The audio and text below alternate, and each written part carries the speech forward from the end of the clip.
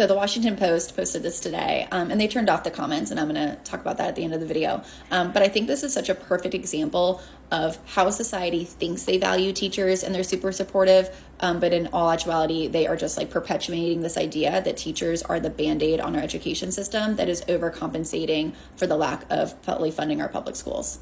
So let's get into it. This first point I don't even think is exclusive to teachers. Like, if you need volunteers in your workspace because you are so short-staffed, like that is a problem.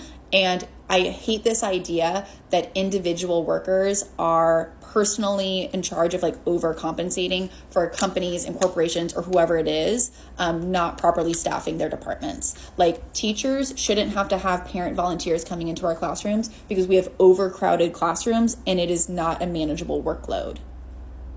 And I don't know about any other parents, but that's not what I want for my kid. I would want my kid to have a teacher that has a manageable class size, because what that means is that your kid gets more attention. They have a teacher who is more in tune with them. Like, there's so many benefits to having a smaller class size. Like, this isn't acceptable. I can't even begin to guess how much I've spent on groceries for my students, especially sneaking them home over the breaks. I'm sorry, while that's a great thing to do, the fact that teachers have to ask for gift cards to be able to do this for our students so that we know that our kids are eating over the holiday breaks, like, that is so sad. That's not what I want for Christmas. I would love for my kids to just not struggle with hunger. Like, this is not an appropriate ask of teachers.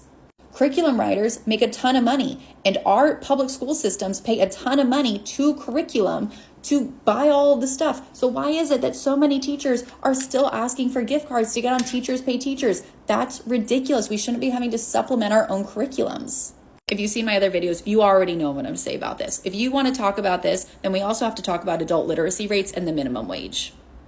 And like, aside from the virtual reality goggles, like, what other profession is asking for donations to have the basic supplies that they need in their classes? Teachers don't laminate stuff because we're super eco-friendly. I think laminating is actually worse for the environment. We laminate stuff because we run out of paper. We literally run out of paper. So we ask for laminators so we can spend all this extra time making sure that the worksheets that we make and the resources that we make last longer.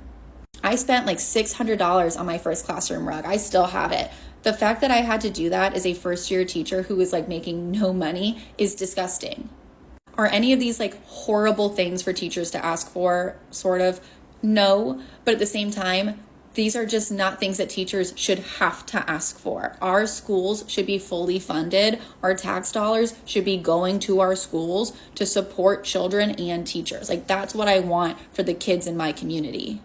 So yeah, they turned off the comments because people were pissed. And I think this is such a classic example as to how people think they are supportive to teachers, but they're actually kind of condescending. Whenever I meet someone and I say, oh yeah, I'm a teacher, the first thing they normally say is something along the lines of like, oh yeah, my mom was a teacher. I really respect you. Oh yeah, my sister's a teacher. Like, wow, you have such a hard job. If every person who said that to me also voted in their local school board elections and voted at their state government elections, I don't think our schools would be in the condition that they are. I don't think that schools would be suffering from these teacher shortages at the rate that they are. I think if people were paying attention and actually cared about their local schools and were involved in supporting them, we would be much better off. But who knows? I'm just kind of assuming that, but I think I'm right.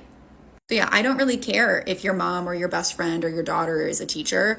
What I do care about is that you're not perpetuating these ideas that it's a teacher's responsibility to overcompensate for the lack of social supports in our public schools.